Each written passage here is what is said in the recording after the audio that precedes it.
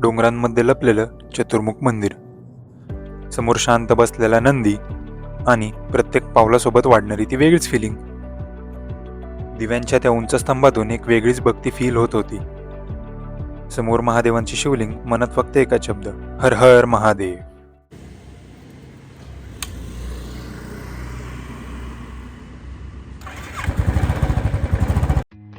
संध्याकाळची थंड हवा आणि समोर पसरलेला रस्ता त्या बोगद्यातून जाताना एका वेगळ्याच दुनियेत घेऊन जात होता. घाट सुरू झाला आणि प्रत्येक वळणासोबत व्ह्यूज अजूनच भारी होत गेले.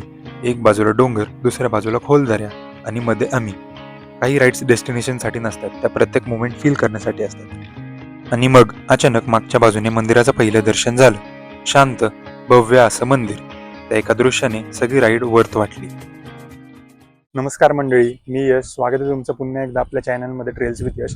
आज आम्ही पुण्याजवळ एका महादेवाचं मंदिर आहे, चतुर्मुख नावाचं, तिथे आलेलो आहे. आज माझ्यासोबत माझी बहीण आलेली आहे. नमस्कार. श्रावणी नाव आहे हिचं. तर ही बसलेली, घरी सुट्ट्या चालू आहे तिला पण. मग म्हणलं चल जाऊन येऊ, मंदिरात जवळच आहे. मग आलो. चल तुम्हाला आता दाखवतो मंदिर कसं आहे. पहिल्यांदा मंदिर समोर दिसलं आणि काही क्षण खरंच शब्दच सुचले नाही.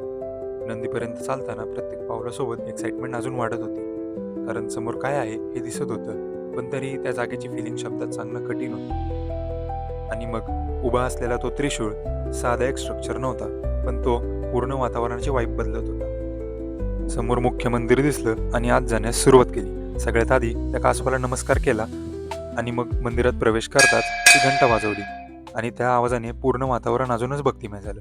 आतल्या नंदीचे दर्शन घेतले आणि थेट शेवटी महादेवांसमोर नतमस्तक झालो.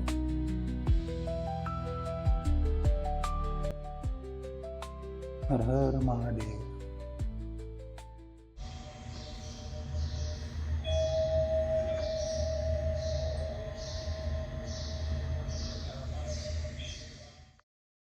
मंदिराच्या त्या शांत वातावरणातून आम्ही पुढे त्या झाडाखाली असलेल्या शिवलिंगाकडे निघालो. आजूबाजूला पूर्ण शांतता, फक्त हलकी हवा आणि मनात एक वेगळीच शांती. मारुतीरायाचे दर्शन घेतले आणि फुलं अर्पण केली. मग नंतर महादेवांचे दर्शन घेतले व महादेवांना पण फुलं अर्पण केली. महादेवांना फुलं अर्पण करताना खरंच काही मागावं असं वाटत नव्हतं. मग तिने सुद्धा मनापासून दर्शन घेतलं आणि त्या जागेची शांत वाईब अजूनच फील व्हायला लागली. त्या गोलाकार जागेभोवती फिरताना एका बाजूला महादेव आणि मागच्या बाजूला गणपती बाप्पा, दोन वेगळे देव, पण शांतता मात्र एकच.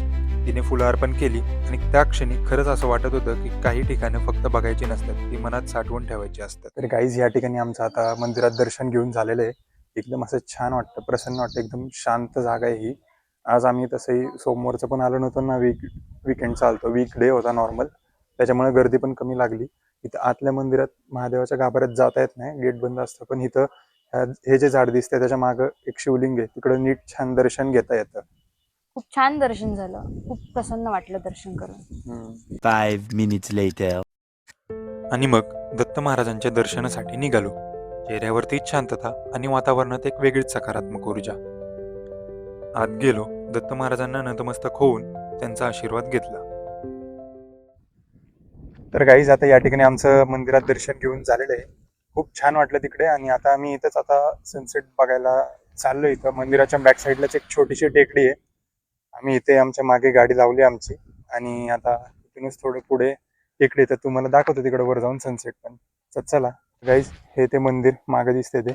इथूनच थोडं पुढं आलं की असा हा छोटासा ट्रेक. बघूच शकता, रोड जरा खराब आहे. शूज घालून पण इथं ग्रिप नाही, माती सुकलेली आहे त्याच्यामुळे सटकते. पण श्रावणी चालली आहे फुल जोशमध्ये वर. आणि या स्पॉटवर आम्ही आता बसून सनसेटचा आनंद घेणार आहे. कदाचित दिसायचा नाही हा सनसेट, ढग खूप आलेत, पण let's hope for the best.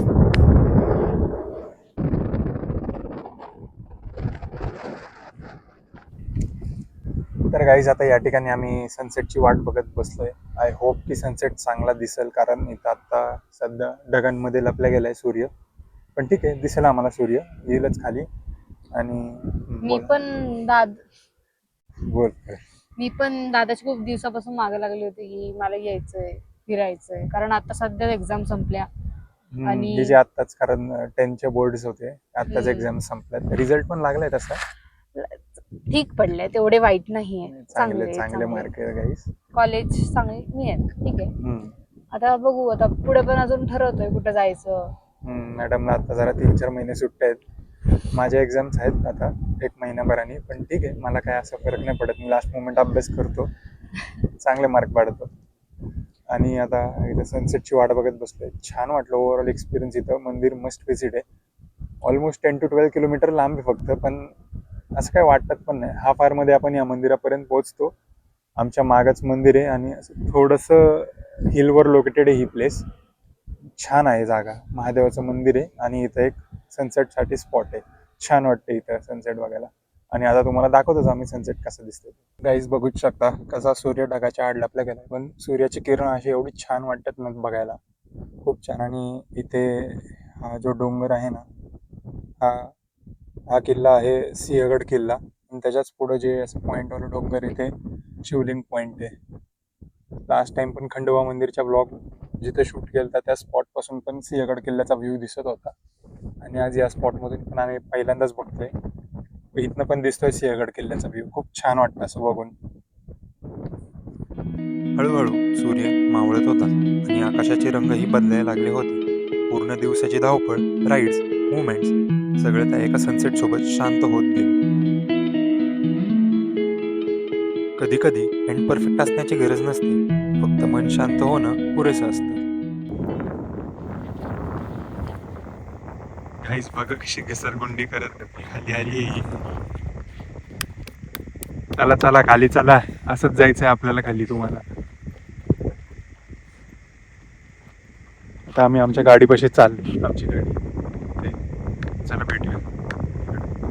तर गाईस या ठिकाणी आता आमच्या मागे तुम्ही बघू शकता सनसेट हा खूप छान झालेला आहे. आम्ही आमच्या बाईकपाशी आलेलो आहोत आता. खूप असा परफेक्ट एंडिंग होता आजच्या दिवसासाठी. आणि मॅडम कसं वाटतं तुम्हाला आमच्या बराच? खूप मजा आली.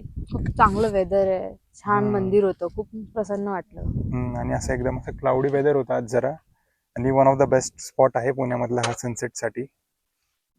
तर हाच होता आजचा आमचा व्हिडिओ गाईस. व्हिडिओ आवडला असल्यास नक्की लाईक करा, शेअर करा आणि चॅनलवर असंच कंटेंट बघत राहण्यासाठी सबस्क्राईब करा. तोपर्यंत बाय.